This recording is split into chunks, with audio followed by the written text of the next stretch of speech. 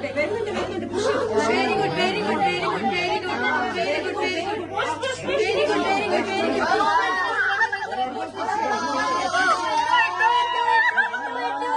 Guys, welcome to Amiya unfiltered.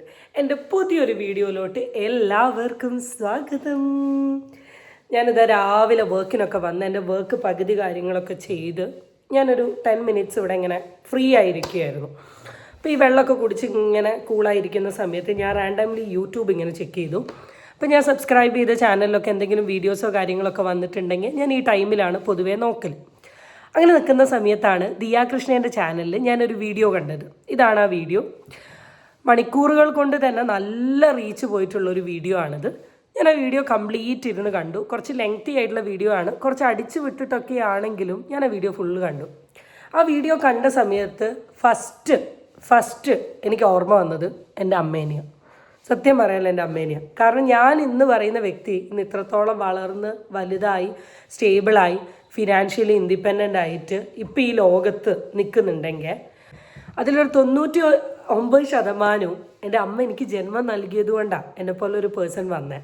ഇപ്പം എത്രത്തോളം pain കൂടിയാണ് എൻ്റെ അമ്മ കടന്നു പോയത് എന്നാണ് ഞാൻ ആലോചിച്ചത്. കാരണം എൻ്റെ അമ്മയുടെ ഡെലിവറിയുടെ സമയത്ത് ഉണ്ടായിരുന്ന ഒരു കാര്യം ഇപ്പോഴും നമ്മൾ തമാശയ്ക്ക് പറയുന്നതാണ്, ഞാൻ ഓവർ വെയ്റ്റ് ആയിരുന്നു. എന്ന് വെച്ചാൽ എൻ്റെ വെയിറ്റ് കൂടുതലായിരുന്നു. അങ്ങനെ ഈ ഓവർ വെയ്റ്റ് ആയ ഗുണ്ടുമുളകായിട്ടുള്ള എന്നെ പ്രസവിച്ച് കഴിഞ്ഞ സമയത്ത് ഡോക്ടർ പറഞ്ഞത് ഇനിയൊരു ബേബി ഉണ്ടാവുകയാണെങ്കിൽ ഇവളേക്കാളും വെയിറ്റ് വരാനുള്ള ചാൻസ് ഉണ്ട്, അപ്പോൾ റിസ്ക് ആണ് എന്ന കാര്യമൊക്കെ ഡോക്ടർ പറഞ്ഞിരുന്നു. അപ്പോൾ ഞാൻ ആലോചിക്കുന്നത് ഇത്രയും ഓവർ വെയ്റ്റ് ഉള്ള എൻ്റെ അമ്മ ഇത്രത്തോളം എഫോർട്ട് എടുത്തല്ലോ എന്ന്, എന്താ പറയുക, ഒരു മദർലി അറ്റാച്ച്മെൻറ്റോ അതിലെ മദർലി ഒരു കണക്ഷൻസോ അങ്ങനെ പലതും നമുക്ക് ഫീൽ ചെയ്യും. നമുക്ക് ഭയങ്കര ഫീൽ ചെയ്യുന്ന ഒരു സാധനമാണിത്. അപ്പം എനിക്കറിയില്ല എത്ര പേർക്ക് റിലേറ്റ് ചെയ്യാൻ പറ്റുമെന്ന്. അപ്പം ഞാൻ ഈ വീഡിയോ ഫുള്ള് ഇങ്ങനെ കണ്ട് ഞാൻ കുറേ കാര്യങ്ങൾ ഇങ്ങനെ ഓർത്ത് അമ്മ ഇങ്ങനെ നിൽക്കുന്ന സമയമാണ് ഞാൻ ചില ഇൻഫ്ലുവൻസേഴ്സ് ഈ ടോപ്പിക്ക് റിലേറ്റ് ചെയ്ത് വീഡിയോ ഇട്ടത് ഞാൻ കണ്ടു. ചില 1900 വസന്തങ്ങളൊക്കെ ഭയങ്കര കുറ്റം പറയുന്ന രീതിയിൽ ഈ വീഡിയോ ഇട്ടിട്ടുണ്ട്. കുറേ കമൻറ്റുകൾ ദിയാ കൃഷ്ണേൻ്റെ വീഡിയോൻ്റെ താഴെയും ഞാൻ കുറേ കമൻറ്റ് എൻ്റെ ശ്രദ്ധയിൽ പെട്ടു. അതല്ലാണ്ട് ഈ വീഡിയോ ഇട്ടിട്ടുള്ള ആൾക്കാരുടെ താഴെയും കുറേ വസന്തങ്ങളുടെ കമൻറ്റ് ഞാൻ കണ്ടു. എനിക്ക് എന്താണ് പേഴ്സണലി ഈ വിഷയത്തെ പറ്റി സംസാരിക്കാനുള്ളതെന്ന് നമുക്ക് ഈ വീഡിയോ കണ്ടിട്ട് പറയാം.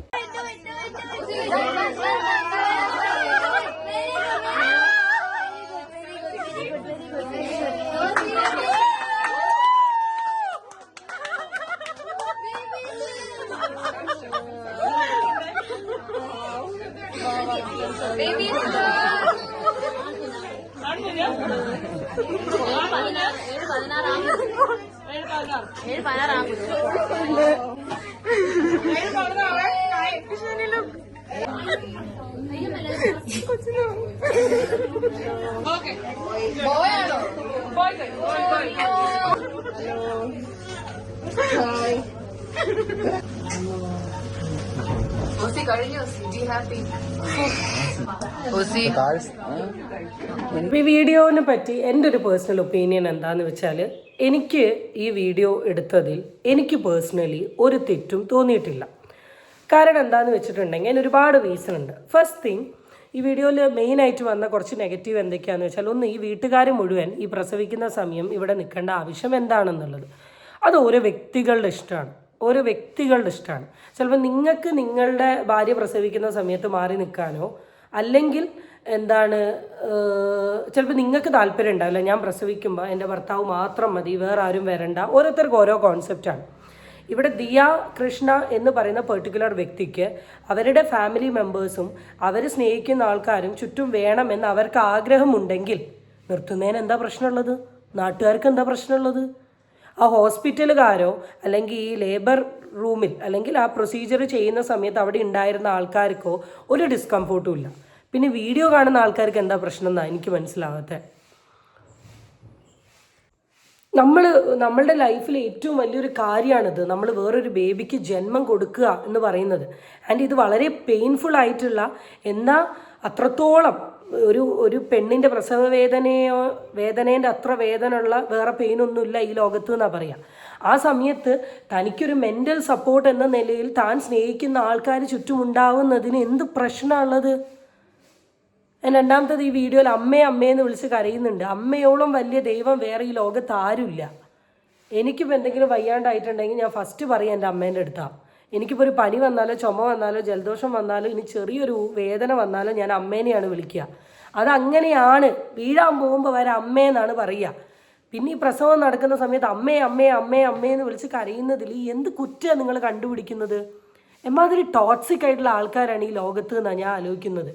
എന്തെങ്കിലുമൊക്കെ പറഞ്ഞിട്ട് ഒരാളെ കുറ്റം പറഞ്ഞ് അവരുടെ ജീവിതം അങ്ങ് തകർക്കണം. അവർ പേഴ്സണലി ഓക്കെയാണ്, അവർ ഭയങ്കര കംഫർട്ടബിൾ ആണ്.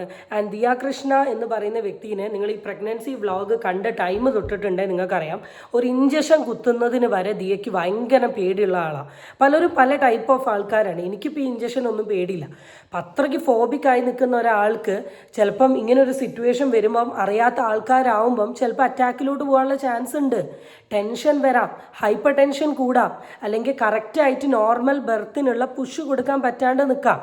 അപ്പം ആ സമയമൊക്കെ അവളെ ഓക്കെ ആക്കിക്കൊണ്ട് അവളുടെ ചുറ്റും ഫാമിലി ഉണ്ടെങ്കിൽ അതിന് എന്താണ് കുഴപ്പം?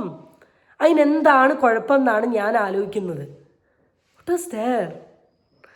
ഇതിന് ഇത്രമാത്രം നെഗറ്റീവ് പറയേണ്ട ഒരു ആവശ്യം എന്താ എനിക്കറിയില്ല. ഫാമിലി എല്ലാവരും കൂടെ നിന്നതാണ് എല്ലാവരും കണ്ട ആദ്യത്തെ പ്രശ്നം. ആൻഡ് രണ്ടാമത്തെ പ്രശ്നം എന്ന് പറയുന്നത് ഒരു പ്രഗ്നൻസി എന്ന് പറയുന്ന ഒരാളുടെ വളരെ പേഴ്സണൽ ആയിട്ടുള്ള കാര്യമാണ്. ഇതെന്തിനാണ് വ്ളോഗാക്കി വീഡിയോ ഇട്ടിട്ടുള്ളത്? പൈസ കിട്ടാൻ വേണ്ടിയിട്ടല്ലേ? നിങ്ങൾ മനസ്സിലാക്കുക. ഇപ്പോൾ ദിയ കൃഷ്ണ എന്ന് പറയുന്ന ഒരു വ്യക്തിക്ക് റീസെൻ്റ്ലി നടന്ന സാമ്പത്തിക തട്ടിപ്പിൽ കൂടെ വളരെ വ്യക്തമായി മനസ്സിലാക്കിയതാണ്. ഒരു 6-7 മാസം കൊണ്ട് 63 ലക്ഷത്തിലധികം പൈസ അവരുടെ പറ്റിച്ചു. അപ്പോൾ അവരുടെ ബിസിനസ്സിൽ നിന്ന് അവരെത്ര ഏണിങ് ഒരു വർഷം ഉണ്ടാക്കുന്നുണ്ട് എന്നുള്ളത് നിങ്ങൾ ആദ്യം ഒന്ന് ആലോചിച്ച് നോക്കുക. അപ്പോൾ അവർക്ക് ഈ യൂട്യൂബിൽ വീഡിയോ ഇട്ടിട്ട് ഏണിങ് ഉണ്ടാക്കേണ്ട ഒരു ഗതികേടുണ്ടോ എന്നുള്ള ആലോചിച്ച് നോക്കുക. അവർക്ക് അല്ലാണ്ടും ബിസിനസ്സും കാര്യങ്ങളും ഒക്കെ ഉള്ള ആൾക്കാരാണ് അവർ. അപ്പം പൈസയ്ക്ക് വേണ്ടി വീഡിയോ ഇട്ടു എന്ന് പറയുന്ന ആൾക്കാരോട് കോമൺ സെൻസിൽ ആലോചിച്ചാൽ മനസ്സിലാവും പൈസയ്ക്ക് വേണ്ടിയല്ല ഇവർ വീഡിയോ ഇട്ടിട്ടുള്ളത് എന്നുള്ളത്. എന്തേലൊക്കെ പറഞ്ഞാൽ മതി എന്നുള്ളൊരു സ്വഭാവം ഇപ്പോഴത്തെ ആൾക്കാർക്ക്. ആൻഡ് രണ്ടാമത്തെ ഒരു കാര്യം രണ്ടാമത് ഈ വീഡിയോയിൽ ഞാൻ ശ്രദ്ധിച്ചിട്ടുള്ള അടുത്ത ഒരു കാര്യം എന്താണെന്ന് വെച്ചിട്ടുണ്ടെങ്കിൽ, അവരുടെ ബർത്ത് വ്ളോഗ് എന്ന് പറയുന്നത് വളരെ പേഴ്സണൽ ആയിട്ടുള്ളൊരു കാര്യമല്ലേ? അത് പേഴ്സണലായിട്ട് വെച്ചാൽ പോരെ? എന്തിനാണ് അതിടുന്നത്? അത് ഓരോ വ്യക്തികളുടെ ഇഷ്ടമാണ്, ഓരോ വ്യക്തികളുടെ താല്പര്യമാണ്. അവരുടെ ചാനലിൽ അവരുടെ ആ വീഡിയോ ഇടുന്നതിന് അവർക്ക് ബുദ്ധിമുട്ടില്ലെങ്കിൽ പിന്നെ നിങ്ങൾക്ക് എന്താണ് ബുദ്ധിമുട്ട്? കാണാൻ ബുദ്ധിമുട്ടുണ്ടെങ്കിൽ കാണണ്ട, സ്കിപ്പ് ചെയ്തോളൂ. ഈ വീഡിയോൻ്റെ ഒരു ഇതെന്താണെന്നറിയോ? ഇൻ ഫ്യൂച്ചർ ദിയയ്ക്കൊരു ബേബി ഉണ്ടായി കഴിയുന്ന സമയത്ത്, ബേബി വലുതായി വരുന്ന സമയത്ത്, ഞാൻ ഈ പുറത്തോട്ട് വരാൻ വേണ്ടി എൻ്റെ അമ്മ ഇത്രയും എഫേർട്ട് എടുത്തല്ലോ എന്ന് ആലോചിക്കുന്ന സമയത്ത്, അല്ലെങ്കിൽ അത് കാണുന്ന സമയത്ത് ഉണ്ടാകുന്ന ഒരു റിയലൈസേഷൻ ഉണ്ട്.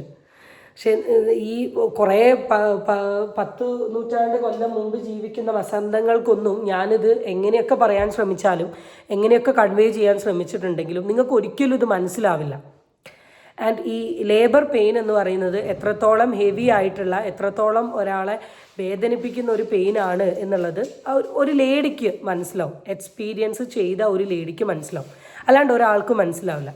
ഇത് ലൈവായിട്ട് ഇത് കൂടെ നിന്ന് കാണുന്ന ഫാമിലി മെമ്പേഴ്സിനോ ഹസ്ബൻഡിനോ വളരെ വ്യക്തമായിട്ട് മനസ്സിലാവും എന്തൊക്കെ പെയിനിൽ കൂടിയാണ് അവൾ ഈ ഒരു സ്റ്റേജ് അണ്ടർഗോ ചെയ്തിട്ടുള്ളതെന്ന്. അതൊക്കെ വെച്ച് നോക്കുമ്പോൾ ഇതെങ്ങനെ ഇത്രമാത്രം തെറ്റായിട്ടുള്ളൊരു സാധനമായി മാറുക? ഈ ടോക്സിക് പീപ്പിളിനെ ഞാൻ കണ്ടിട്ടുണ്ട്, ടോക്സിക് കമൻസ് ഞാൻ കണ്ടിട്ടുണ്ട്. പക്ഷേ ആൾക്കാരുടെയൊക്കെ ഒരു മെൻറ്റാലിറ്റി പോകുന്നതാണ്. സത്യം പറഞ്ഞാൽ ഇതൊരു ജനറേഷൻ ഗ്യാപ്പ് തന്നെയാണ് കേട്ടോ. കാരണം കുറേ കാര്യങ്ങൾ ഇപ്പോഴും ഇതിനെപ്പറ്റി കമൻറ്റ് പറയുന്നതും നെഗറ്റീവ് പറയും. എനിക്ക് തോന്നുന്നില്ല ഈ ജനറേഷനിലുള്ള ആൾക്കാർ ഈ ഒരു കാര്യത്തെ ഇത്രമാത്രം നെഗറ്റീവ് പറയും എന്നുള്ളത് എനിക്ക് തോന്നുന്നില്ല. ഇതിൽ കുറേ ഇമോഷൻസ് ഉണ്ടോ, കുറേ കാര്യങ്ങളുണ്ട്. ഇതൊക്കെ ഒന്ന് മനസ്സിലാക്കാൻ ശ്രമിക്കുക. കുറേ കമൻസ് ഞാൻ കണ്ടു, ഞാൻ എല്ലാം ഒന്ന് സ്ക്രീൻഷോട്ട് ചെയ്ത് വെച്ചില്ല. പക്ഷെ എനിക്ക് ഇഷ്ടപ്പെട്ടൊരു കമൻറ്റ് ഉണ്ടായി, ഞാൻ വായിച്ചില്ല. ഈ വീഡിയോ കണ്ട് പരിഹസിക്കാൻ പോകുന്നവരോട്, അവർ ഈ കാഴ്ച പൊതുസമൂഹത്തിൽ കാണിച്ചു എന്ന് കരുതി സ്ത്രീകളെ കുറ്റം പറയുന്ന പല ആൾക്കാരും ഒന്ന് ഓർക്കണം. ഈ ലോകത്ത് ഒരു മനുഷ്യജീവന് ജന്മം നൽകാൻ അവർക്ക് മാത്രമേ കഴിയൂ. കുട്ടികളില്ലാത്ത എത്രയോ കുടുംബങ്ങൾ ഇപ്പോഴും നമ്മുടെ നാട്ടിലുണ്ട്. Respect woman. ഏതെങ്കിലും ഒരാളുടെയെങ്കിലും ഈ കമൻറ്റ് എനിക്ക് എന്തോ കുറേ കാര്യങ്ങളിൽ ഈ കമൻറ്റ് എനിക്ക് ഭയങ്കര ഇഷ്ടപ്പെട്ടു. ഇപ്പോൾ ഒരു പെൺകുട്ടി ഒരു പ്രഗ്നൻ്റ് ആവുന്നൊരു കാര്യം പറയുന്ന സമയത്ത് പൊതുവേ പുരുഷന്മാർ അല്ലെങ്കിൽ ചില ഈ ആണുങ്ങളെ സപ്പോർട്ട് ചെയ്തുകൊണ്ട് നിൽക്കുന്ന, അല്ലെങ്കിൽ പെണ്ണുങ്ങളെ അടിച്ചമർത്തുന്ന കാറ്റഗറി ഓഫ് ആൾക്കാർ പറയും ഞങ്ങളുള്ളതുകൊണ്ടല്ലേ കുട്ടി ഉണ്ടായേ എന്ന് ചോദിക്കുന്ന ആൾക്കാരുണ്ട്. അതെ, നിങ്ങൾ മാത്രം പോരാ, വുമണും മെന്നും ഒരുപോലെ വേണം.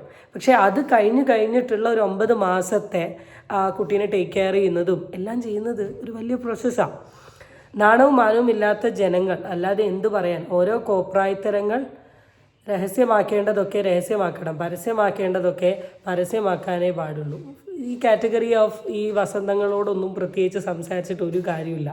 ഒരാളുടെ ലൈഫിലുണ്ടാകുന്ന വളരെ ഹാപ്പി ആയിട്ടുള്ളൊരു മൊമെൻറ്റ് അവരുടെ ഇതിൽ കൂടെ പോർട്രേറ്റ് ചെയ്യുന്നതിന് പിന്നെ നെഗറ്റീവ് കമൻറ്റുകളെ കുറിച്ച് എൻ്റെ അടുത്തൊന്നും പറയണ്ട കേട്ടോ. ഈശ്വരാ, ചില വീഡിയോൻ്റെ താഴെ വരുന്ന കമൻറ്റ് കാണുന്ന സമയത്ത് ഞാൻ തന്നെ അത്ഭുതപ്പെട്ടു പോയിട്ടുണ്ട്. ഞാൻ തന്നെ ആലോചിച്ചിട്ടുണ്ട് ഈ എന്താ ഇതിലുള്ളത് എന്ന് ആലോചിച്ചിട്ട്. അപ്പം this is what respect woman, respect somebody's privacy. ഇതൊക്കെ ഒരു ലിമിറ്റിൽ നിന്നുകൊണ്ടിട്ട് നമ്മൾ പല കാര്യങ്ങളും പറയാൻ ശ്രമിക്കുകയാണെങ്കിൽ തന്നെ കുറച്ച് മെൻറ്റൽ പീസ് ഉണ്ടാവും. So that's it. അത്രേ പറയാനുള്ളൂ. അടുത്ത വീഡിയോ ആയിട്ട് വീണ്ടും കാണാം. Tata bye.